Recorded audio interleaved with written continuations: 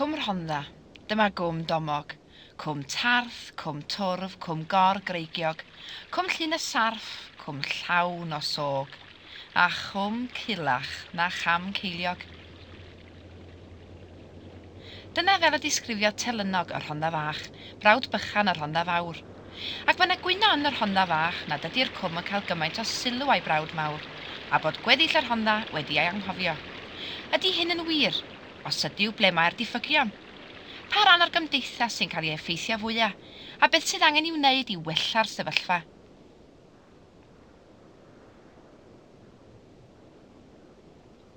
Fe es yn gyntaf i'r porth a chael sgwrs gyda Mrs Olwen Leebrook a gofyn iddi, oedd o'n wir fod yr Rhondda Fach yn cael iddi ystyru?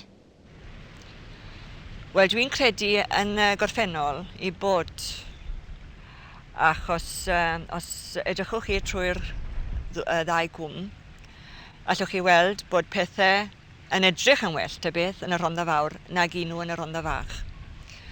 Ond mae pethau yn gwella yn y Rhondda Fach. Mae bobl y mardi yn gweud bod nhw ddim yn cael dim, ond fi'n credu bod nhw'n wneud yn well na maen nhw'n cyfaddau.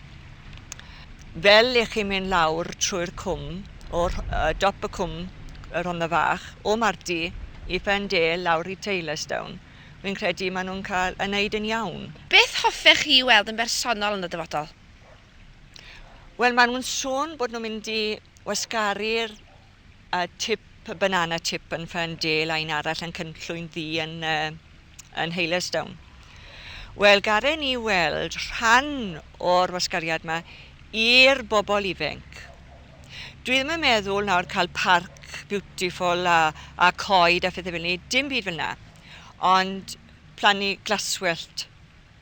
Rhoi rhywbeth fel yna, fel bod nhw'n cael lle cio bel i hunain, does dim eisiau postiau na dim arnyn nhw. Ond mae eisiau lle i'r rhai ifanc mae ware. Pan o'n i'n ifanc, o'n i'n gallu ware yn y stryd. Wel, allan nhw'n gwneud hynny heddi. Ond mae yna barc yma yn does yn y Rhondda Fach? Mae yna barc hyfryd lan yn Fendale.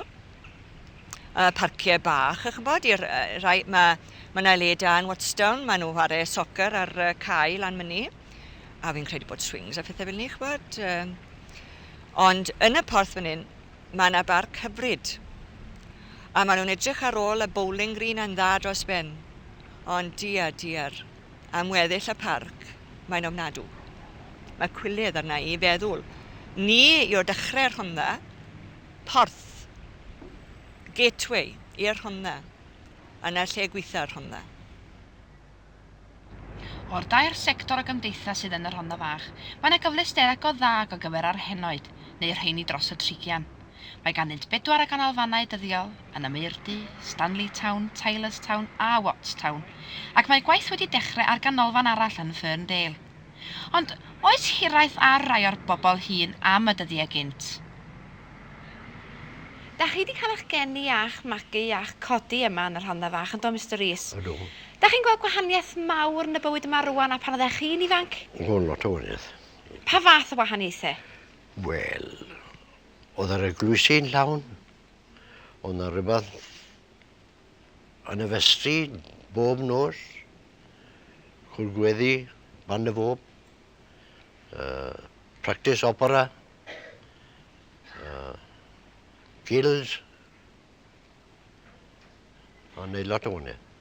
Ac erbyn hyn, chydig iawn o hynna sydd ar ôl ynddo? Erbyn hyn os dim byd ar ôl. Be ddylen nhw ddod i'r Rhondda Fach mwyn i'r bobl ifanc gael hynny o bleser ydych chi wedi cael allan o'r lle? Wel, mae'n gwestiwn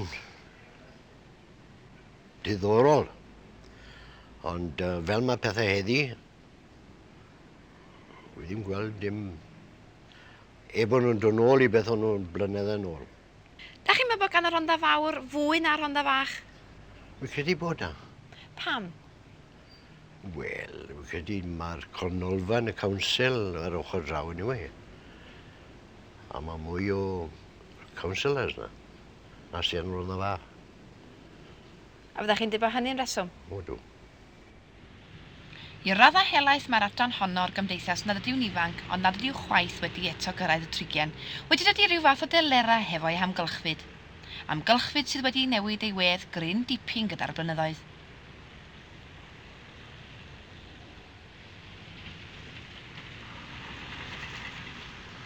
Mae ganddyn nhw clybiau a'i tafarnau, a hefyd yr allotments, nad oes gymaint o ôl gwaith ar y rhain ag a fu ar un adeg. Ac wrth gwrs, y cola menod, y creaduriad rheini sy'n byw mewn palasau streip, ac nad ydyn nhw'n atab yn ôl fel y wraig. Ond beth am y bobl ifanc? Yma mhen ycha'r cwm yn y Meirdy, mae un o'r ychydig adeiladau newydd yn y Rhondda Fach, ysgol Gwm Rhondda Fach. Ac yno, mi ges I air efo rhai o'r disgyblion. Da chi'ch tair yn disgyblion yma'n ysgol Gwm Rhondda Fach. Chi gyntaf, Catrin, beth sy'n ar eich cyfer chi yn y Rhondda Fach ar ôl oriau ysgol? Mae clwbiau ieuenctid a mae ddawnsiau yn blaen llechau ar nos Iau a nos Sadwrn. Fyddech chi'n hoffi rhywbeth arall? O, do. Beth? Cinema a disgotec arall. Wel, does gynnach chi ddim fawr o le I Gwyn, nag oes Jackie, mae gynnach chi glybiau ieuenctid a dawnsfeidd yma. Wel, mae clybau ieuenctid am bobl ifanc dan 15 a na bobl yn y chweched dosbarth yn mynd yno. Wedyn, beth hoffech chi weld? Wel, cinema a'r lle oedd I ddawnsio. Does dim sinema o gwbl yma?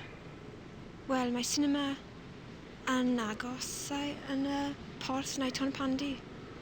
Beth amdana chi, Elizabeth? Wel, mae dim byd Cymraeg yn digwydd, dim ond y aelwyd yn y Rhondda Fawr, ac dim ond unwaith o'r wythnos mae'n digwydd. Hoffwn I weld mwy pethau Cymraeg fel, os yw'n moyn weld drama neu pantomime Cymraeg, mae'n rhaid I fi teithio lawr I Bari neu Caerffili, mae'n rhy bell. Yn bell iawn I chi fynd, yn dydi? Wel, fyddwch chi'ch tair yn gadael yr ysgol cyn bo hir ac ymdi'r coleg siŵr o fod. Beth newch chi wedyn? Newch chi nôl i'r Rhondda I weithio? A fe hoffwn I dod nôl I Rhondda I ddysgu ar ôl mynd I ffwrdd am blwyddyn y ddau. A Jackie? Fe fydder I byw yn y Rhondda, ond teithio I Gaerdydd.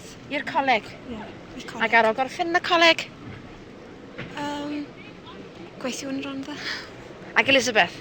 Wel, ar ôl fynd I coleg y Trindod yn Cyfyrddin, hoffwn I ddod nôl I ysgol, I dysgu yn y ysgol gynradd, yn gobeithio. Dych chi'n mynd yn llawer iawn o bobl ddod yn ôl i'r Rhondda? Ddylai nhw, dyletswydd nhw yw dod yn ôl I roi dyfodol I Rhondda. Mae'n ddyletswydd ar ymwneud yn ôl, meddwl Elizabeth, ac os maeda'r pobl ifanc o'r Rhondda Fach gydion yr her hwnnw, hwyrach a daw y sinemau a'r theatrau, y siopau mawrion a'r tai bwyta, y meysydd chwarae a'r stadau diwydiannol i'r cwm culach na cham ceiliog.